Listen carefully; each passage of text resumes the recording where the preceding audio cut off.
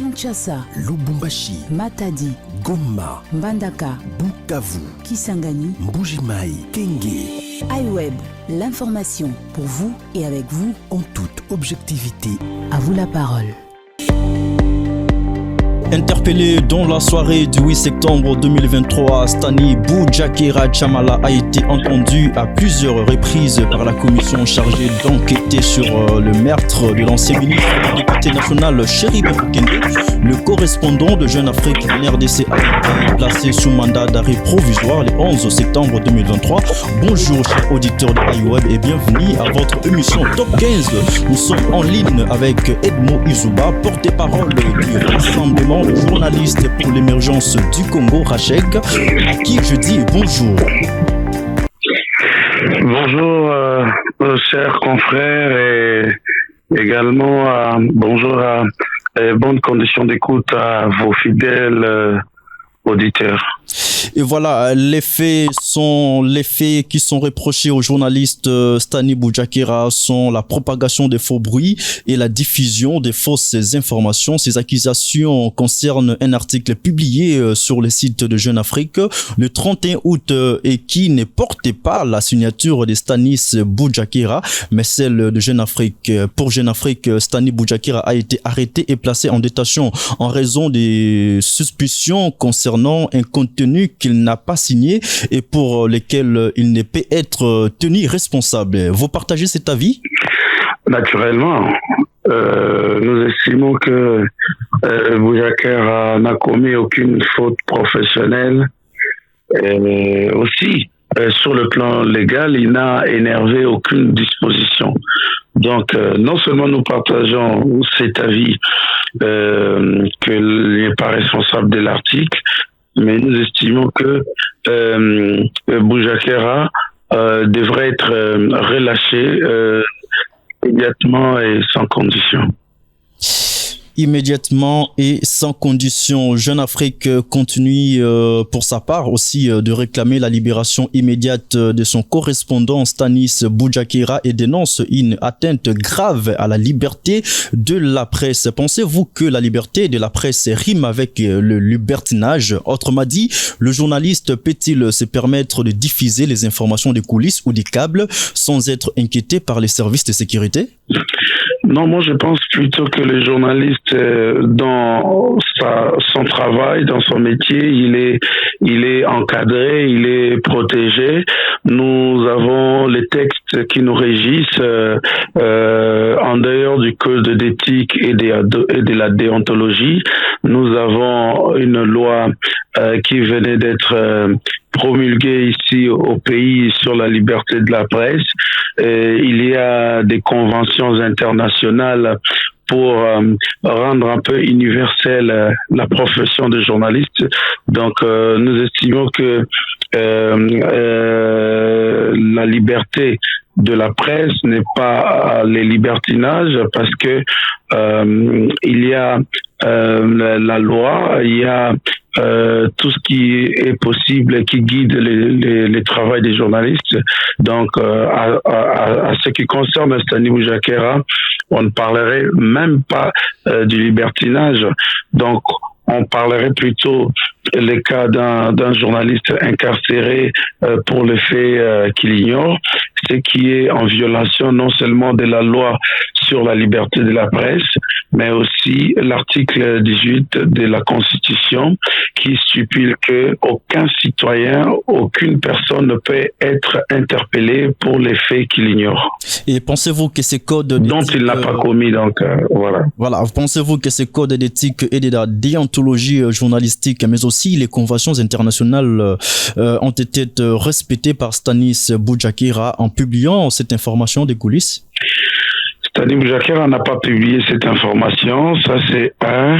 Et de deux, il y a l'article 95 de la loi sur la liberté de la presse, l'actuelle loi qui stipule que le journaliste a le droit d'accéder à toutes les sources d'informations publiques comme privées et ne divulguer aucune source.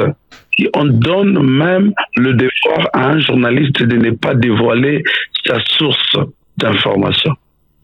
Alors, nous estimons qu'au regard de ce dispositif, donc le journaliste n'a pas de limites. Les journalistes doivent aller chercher l'information. Et moi, j'ai dit, pour le cas de Boujakera, lui, il fait le bon journalisme. Donc, j'ajoute encore cet aspect des choses pour faire comprendre aux gens que Stani Boujakera était l'un des meilleurs journalistes congolais qui créait l'information, parce qu'il y en a d'autres qui ne sont que des simples relayeurs de faits. Mais Boujakera était capable, à travers de ses enquêtes, nous fournir une information, je dirais, nouvelle, une information vraiment façonnée de ses propres mains. Donc ça, c'est un exercice assez neutre, assez indépendant pour le journalisme d'enquête. Donc c'est vraiment quelqu'un que le pays devait encourager, le pays devait promouvoir, mais voilà, on préfère faire le contraire. Nous constatons aussi que Boujakera n'a commis aucun fait, plutôt que les informations de Boujakera dérangeaient certaines sensibilités politiques.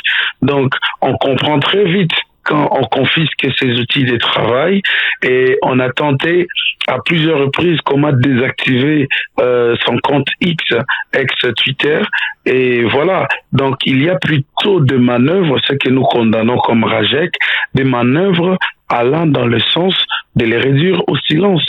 Et voilà pourquoi est-ce qu'ils maintiennent sa détention, son incarcération. Ils estiment pouvoir avoir raison. Pourtant, les faits, l'ensemble des faits donne raison à Boujakera. Voilà pourquoi nous insistons. Nous étions la fois dernière été allés voir la ministre de la Justice pour déposer notre mémorandum et exiger la libération immédiate et sans condition de Boujakera, parce que la liberté provisoire ne nous concerne pas. Nous voulons vraiment l'abandon de poursuites totales, et comme le gouvernement n'a pas réussi à obtempérer à notre mémorandum, nous irons cette semaine rencontrer le président de la République pour déposer une lettre ouverte à son attention afin que justice soit faite. Et les cas de Boujakera ne demandent pas l'intervention, comme il a dit à New York, qu'il ne peut pas s'ingérer. Nous ne demandons pas l'ingérence du président de la République. Nous voulons que la justice soit faite, comme le président de la République est garant du bon fonctionnement des institutions de la République, y compris la justice. Nous estimons que étant ce garant-là, il ne peut pas lui-même aussi cautionner l'injustice qui est subie actuellement Stani Boujakera. Quand on dit que la place de Boujakera est à la rédaction, c'est parce que nous constatons qu'ils sont pendant une période cruciale, une période électorale, qui devait aider le pays, qui devait aider le public, qui devrait aider les électeurs à bien désigner un candidat qui a des idées, qui a des projets et tout ça. Et ce travail auquel contribue le journaliste, mais aussi le processus, la crédibilité du processus dépend d'une presse libre. Quand la presse fait correctement son travail, le processus électoral est garanti pour tous. Donc, il n'y a pas lieu aujourd'hui d'utiliser cette période électorale pour réduire au silence certains journalistes et pour... Et voilà, donc nous estimons que Boujakera doit être très vite libéré pour retrouver sa famille et retrouver sa rédaction. Et voilà, vous l'aviez dit au cri de libérer Boujakera, quelques dizaines de journalistes avaient manifesté mercredi de la semaine passée devant le ministère de la Justice à Kinshasa pour réclamer la libération du journaliste, les correspondants de Jeune Afrique détenus depuis, je l'avais dit, le 8 septembre 2023. Alors, vous avez promis d'aller rencontrer voilà le chef de l'État qui, lors d'un déjeuner de presse organisé à New York, aux États-Unis, en marge de la 78e session de l'Assemblée générale, avait dit qu'il ne pouvait pas s'immiscer dans les affaires de la justice. Pensez-vous que cette démarche que vous comptez entreprendre va aboutir à quelque chose? Oui, nous estimons que ça va aboutir à quelque chose parce que nous sommes déterminés pour mener ce combat-là de la liberté de la presse, mais aussi, si ça n'aboutit pas, c'est l'échec de tous les journalistes. Parce qu'aujourd'hui, c'est Boujakera. Demain, on ne sait pas, ça sera les tours de qui.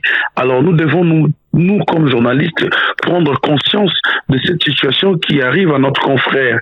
Pendant que nous parlons de Boujakera, les cas de Boujakera, il y a Pascal Kamandi à Bukavu qui risque plus de 5 ans d'emprisonnement. Il y a des confrères qui ont été assassinés à Goma. Je prends le cas du reporter photographe de l'association des journalistes sportifs du Congo qui a été horriblement assassiné. Donc, il y a lieu qu'aujourd'hui, soudés, nous puissions nous protéger et protéger notre métier. Alors, deuxième chose, si les gouvernements doivent faire pas, si le président de la République boude à nos revendications, nous allons prendre des mesures qui s'imposent. Nous allons aller à l'extrême. Nous allons vraiment passer à la vitesse supérieure. Pourquoi pas?